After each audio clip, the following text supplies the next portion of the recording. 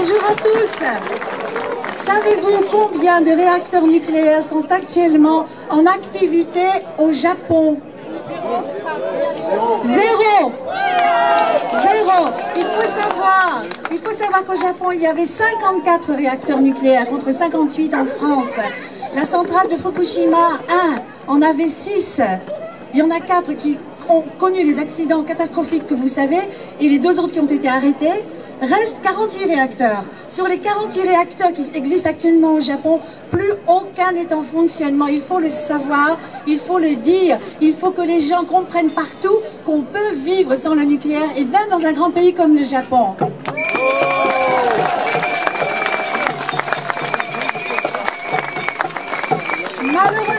Malheureusement, le gouvernement japonais envisage de remettre en route au moins une partie de ces réacteurs.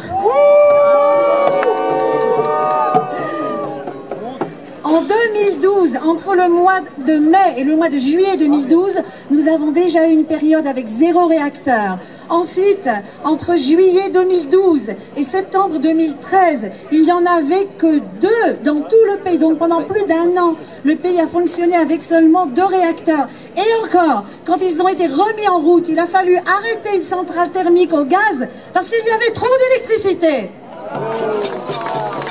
Et depuis septembre 2013, tous les réacteurs sont arrêtés pour une durée indéterminée. En tout cas, ils ne pourront pas, aucun ne pourra redémarrer avant juillet ou août 2014.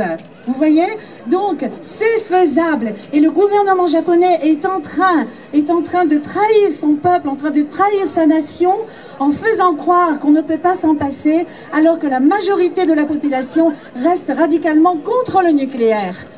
Alors, mon action, comment est-ce que je la mène au Japon?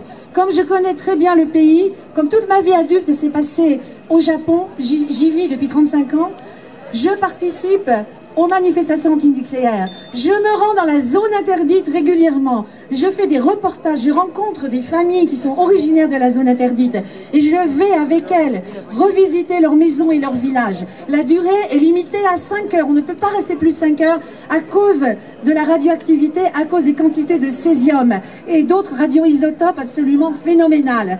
À chaque fois que j'y vais, je parle avec eux, je prends des photos. Et puis je viens témoigner en France, en Suisse, en Belgique. La semaine prochaine, j'ai 4 conférences en Suisse et j'en ai une en Belgique. Il faut absolument, quand nous savons ce qui se passe, il faut que nous témoignions au maximum. Et je montre les photos pour montrer l'horreur de ce qui s'y passe. Vous avez vu quelques photos de Naoto Matsumoto, vous avez vu l'horreur des animaux morts parce qu'ils ont été laissés derrière lorsque l'ordre d'évacuation a été lancé. Les gens étaient tellement trahis par le nucléaire, ils étaient d'une telle naïveté, ils avaient subi un tel bourrage de crâne qu'ils ne savaient même pas que dans le cas d'une évacuation, bien souvent, on ne peut pas revenir. Et les gens sont partis en laissant le bétail derrière eux, attaché dans les étables, en se disant de toute façon, le nucléaire, c'est pas dangereux, ça fait 40 ans qu'on nous le dit, dans 2 jours on sera de retour. Et en fait, il s'est passé des mois avant que les populations locales aient eu le droit juste de rentrer 5 heures pour aller voir un petit peu dans quel état se trouvait leur maison, dans des combinaisons de protection contre la poussière chargée de césium.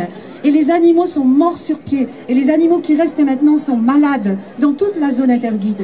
Vous entrez dans la zone, c'est comme une ville fantôme.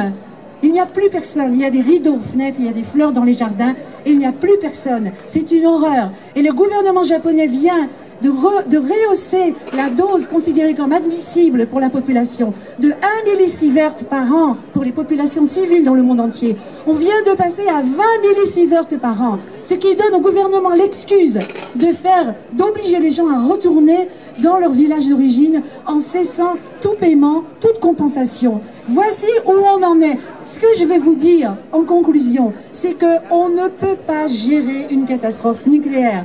Actuellement, la catastrophe au Japon est multiple, environnementale, technologique et humaine. Nous ne pouvons pas nous en sortir, donc il faut arrêter le nucléaire partout. Merci.